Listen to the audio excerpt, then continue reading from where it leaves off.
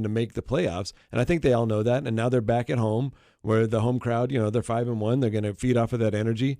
And I think the Raiders have a legitimate, shot at winning this game today and making a push for the playoffs. All right. Well, that makes one of us. All right. We're going to, Chaz, as always, thank you for your keys to the game. Appreciate you doing the work on that. When we come back, it's going to be fireside chat time. Kelly's Corner. Make sure you're ready for it. You're listening to the Silver and Black today here on CBS Sports Radio 1140.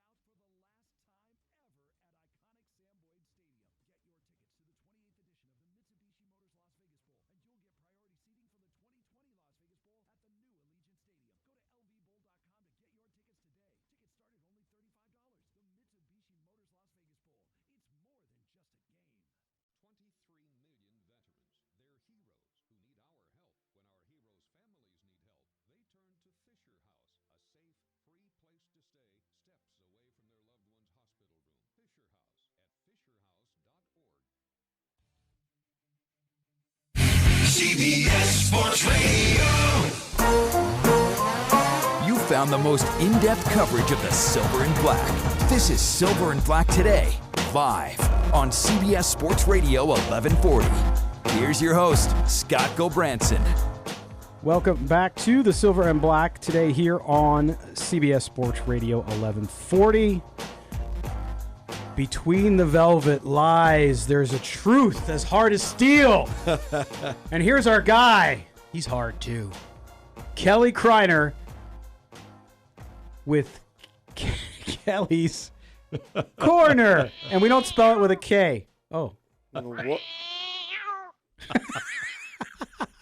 Mark is not sure. Okay, not sure where that came from, but all right. Oh my goodness, I love it. All right, I see we're still working out. Kelly, what do you got? I mean, dude, what's so Kelly's Corner? Of course, Kelly picks a subject at random. Does not have to be sports related. Today it is, but lay it on us, man. Yeah, today I'm just going to talk about how in all those NFL circles between certain front offices, certain commentators and everything, the whole idea about running backs are pretty polarizing from one group to the other. Some teams want that Zeke Elliott that can just pound the rock all the time and you give up anything for him. Others would rather kind of piece a kind of running back by committee, try to, find some pieces here and there to throw them together. Well, the Chiefs-Raiders game was Exhibit A, why a lot of teams don't want to spend a first-round pick on a running back. Jacobs had a really good game on Sunday. And then the second half came to where he was completely useless in the game because of the game script. You can't pound the ball when you're down 17. He was completely taken out of that game. A game he was having a really good game in. Yeah. He was running all over the place. 100 yards. But that's why, like to your point though, that's why balance, and that's where the quarterback comes in. Like you don't have to be Patrick Mahomes. But you have to have a quarterback who can get you back in the game so you can go to your greatest weapon, which at this point is Josh Jacobs. Yeah, but Scott, you made a good point on the Tuesday night show. Why don't they use Jacobs more in the passing game? We've said that all year. That's my biggest question. I don't understand it. Let's be honest. If Washington and Richard were not on the roster and you just grabbed two guys out of this draft, I think you would actually improve that backfield because they're nice players, but they're like people will tell you running backs in general are just replaceable. You can always find another running back. For the Raiders, Richard and Washington to me are completely replaceable and easily done. And I'd kind of like to see it because, you get a little bit of pop in the passing game. I want Jacobs touching the ball 25 times. And granted, with the shoulder injury, that's part of the reason why. I think that's part of the reason why he's not doing it as much. Right. But they've, you need that guy to be your 3-down back if that's how you're going to build your offense.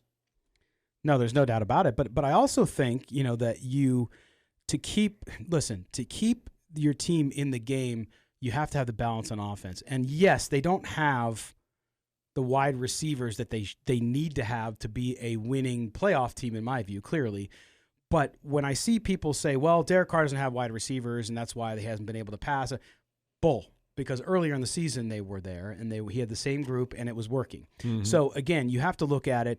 And to your point earlier, Chaz, you said, with Carr, if they're close or they can go take the lead. Well, there's been times when they've been able to – there's been close or been behind and started to generate offense and weren't able to complete it. So that's where personnel comes in, right, Kelly and Chaz?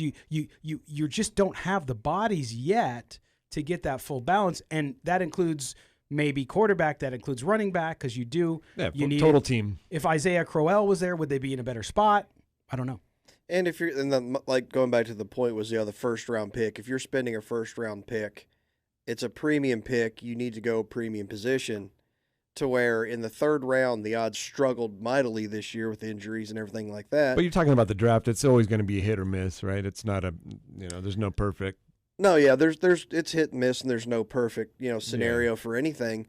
But you talk about taking more shots. You can take. You should probably you take best available player instead of need, right? Well, that's the whole thing. Josh, Daniel Jeremiah had Jacobs as the 5th best player in this draft. I had him as the number one. He was my number one running back on mine thing. So, he was at that time may have been the best player, but sometimes, it's like you have to value position over player. Yeah. But see, and you're talking about position. Now you got to talk about the whole team, you could put a little bit on the offensive line. They had that stretch, where they only gave up 2 sacks in 5 games. And then they've given up 9 in the last 4 games, and so that has an effect on the running game as well.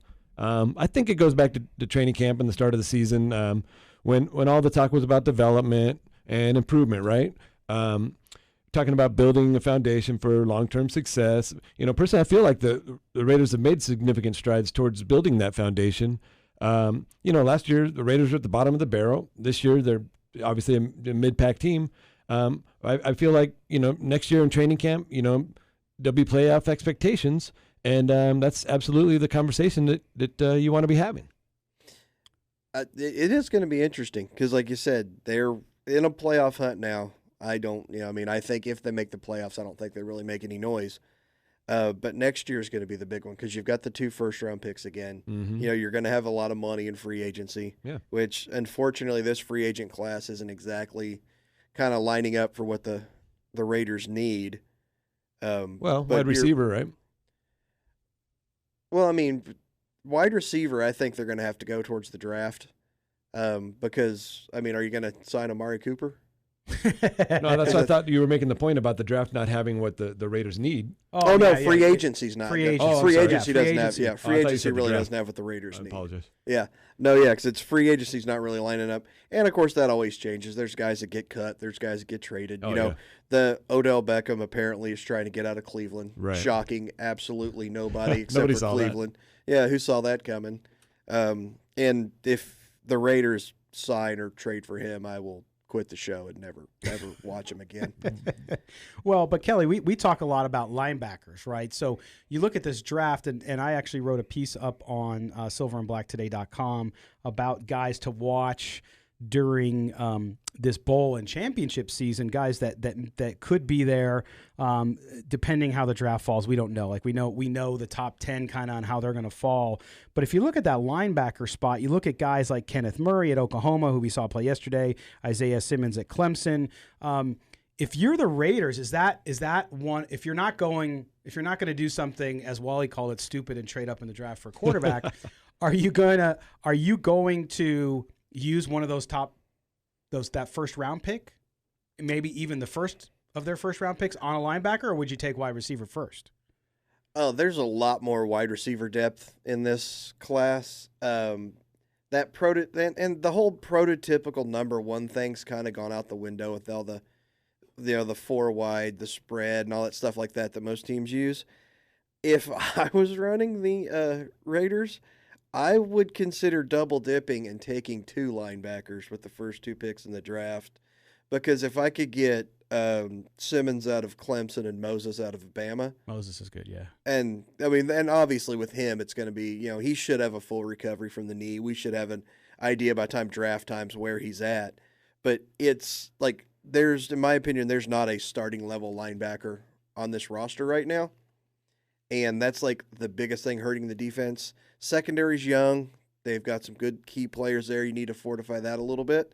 But I mean, and I know it'll never happen because Gunther's system doesn't prioritize linebackers, which is why if you're a tight end and you play the Raiders, it's like Christmas. Yes. Because they cannot. Well, let me ask you this, Kelly. So you mentioned maybe taking 2 linebackers. If it was you taking 2 linebackers in the first round, I would definitely consider it. Yeah. Because and especially where they lie, there's going to be 2 very good linebackers available.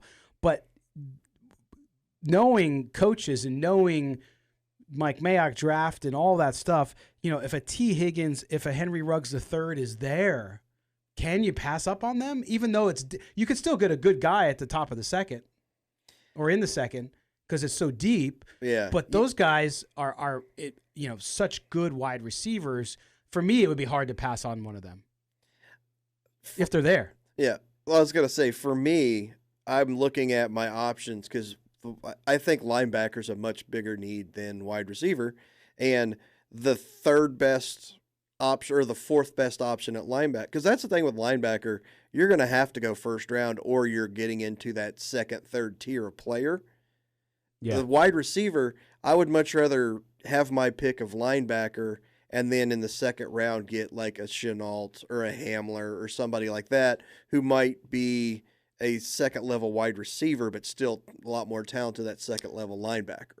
Chaz, what about you? Would you go all defense in the? I wanted to go all defense in the first round last year, and look what happened. That's what we were talking about last year. I'm all on board for defense. I feel like defense is what wins ball games and what wins championships. So I would have liked to. Obviously I love Josh Jacobs. Raider Nation loves Josh Jacobs. I know your point. I still don't understand why the running back position has just kind of become a secondary thing. But I see your point because they just kind of come and go. They fall off real quick. But absolutely, defense would be my number one priority. Yeah. Well, the different offensive schemes have a lot to do with that too, and the way the NFL's changed. And plus, you can pass more now because the rules favor passing. Right. Yeah. I mean, pass interference is ridiculous in a lot of cases, and when it's called. And so from that perspective, you could do that. But it's interesting because I just look at what the Raiders need. And while I agree with defense, the old adage, defense wins championships, maybe in a championship game, but I argue this all the time. You need a middle-of-the-road defense, which the Raiders are not. Yeah, but then you need to have a better offense. Correct. And right now, if the Raiders are going to be kind of a middle-of-the-road, top 10 offense, then you're going to need a little bit better defense. Yeah, but that's also a misnomer, Chaz, because top 10 offense means nothing if it's not top 10 scoring offense. Yeah, because you could be a top 10 offense with a bunch of yards. We are, and exactly, and not have anything. All right, we're going to step aside for our last break here in hour number 2 on the Silver and Black today. When we come back, we're going to talk about games we're picking this week in the NFL to place some dough on. And then also we'll give you our prediction for today's Raiders-Titans game up in Oakland. You're listening to the Silver and Black today here on CBS Sports Radio, 1140.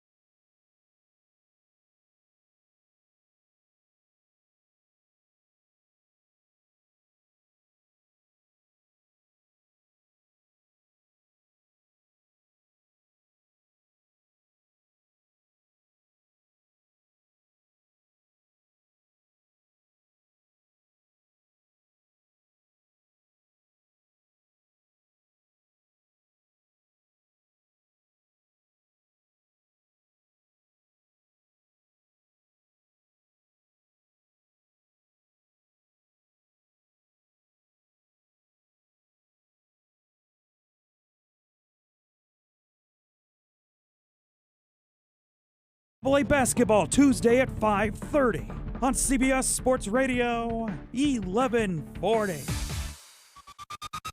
This is Silver and Black Today, live on CBS Sports Radio 1140. Live and in color.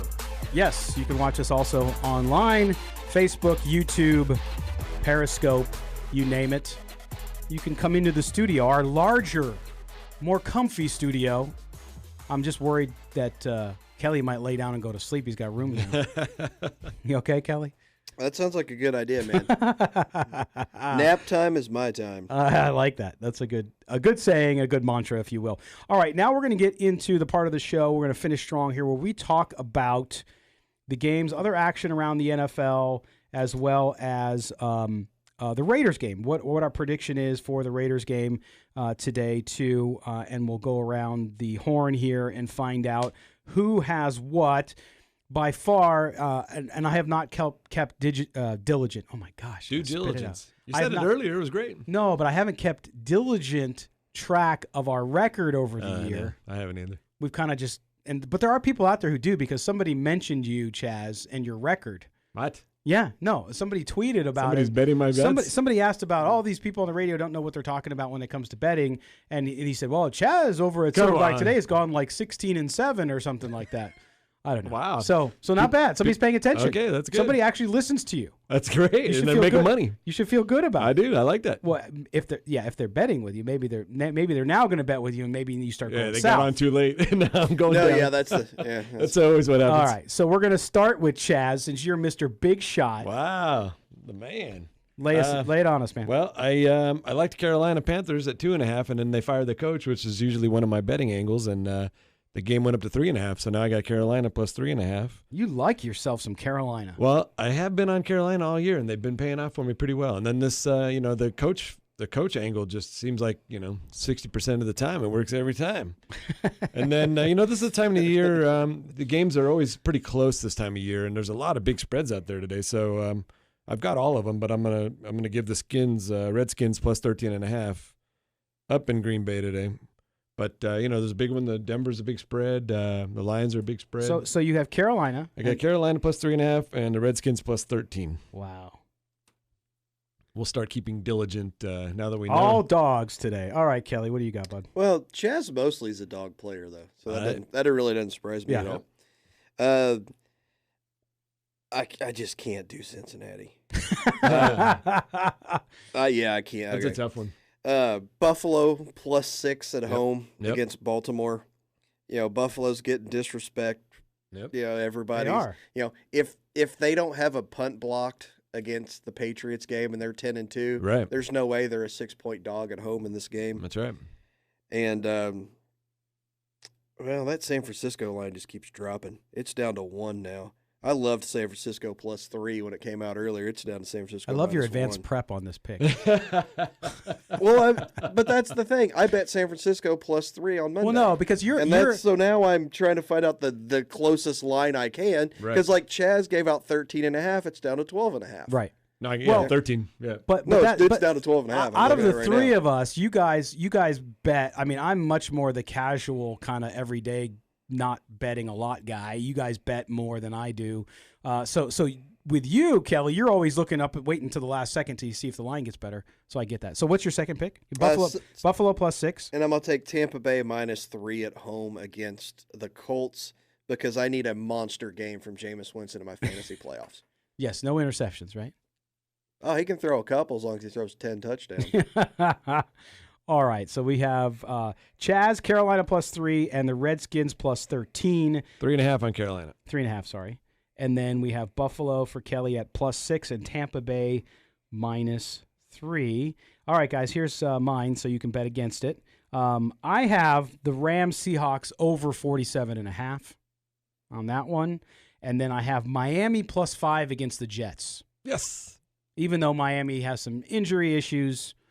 You've had problems with the Jets the last few weeks. What do you mean? I won the Jets game. No, I didn't. I lost. I picked against them, and they ended up rolling over Cincinnati, wasn't it? Yep. I didn't do didn't what realize that Kelly you told picked me it all on there. year, which just says never bet Cincinnati. Right, Kelly? You told me that early on. Well, I had them No, last wait. week.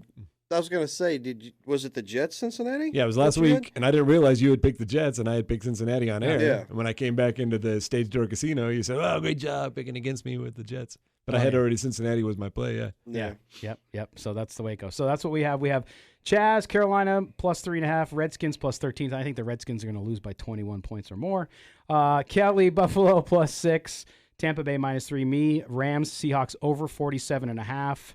And Miami plus 5 at the Jets. Okay, so now, guys, we move into today's game with the Raiders.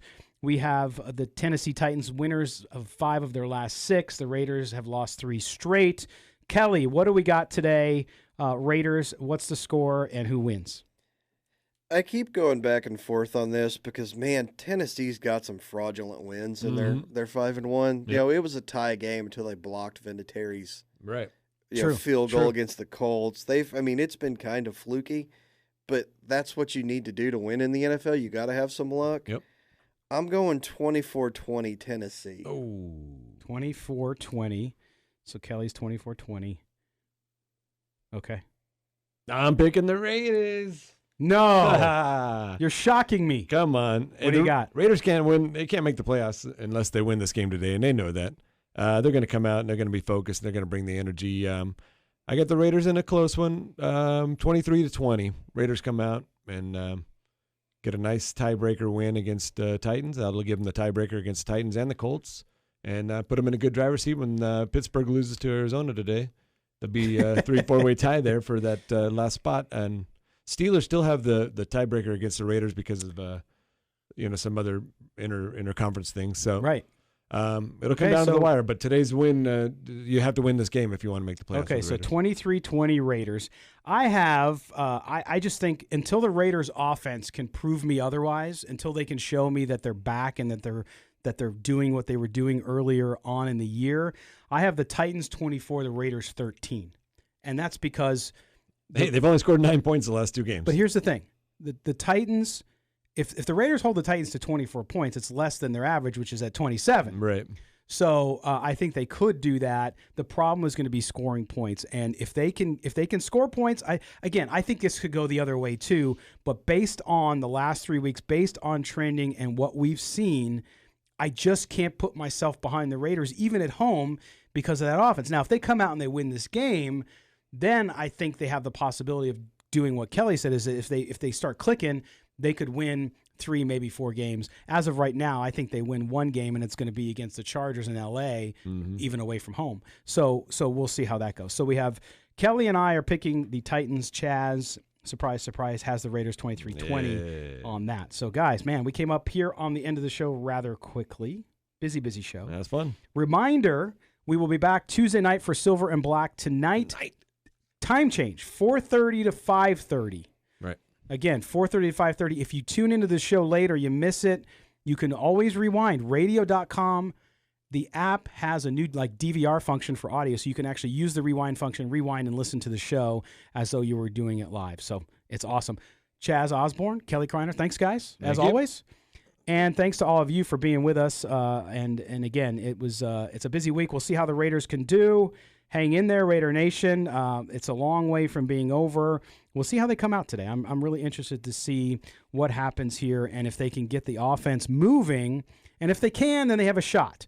But I want to thank also our guests. Of course, Evan Groat from Silver and Black Pride, David Hiriart from Vice Sports, and Teresa Walker of Associated Press down in Nashville. For our executive producer and engineer, Mark Bonilla.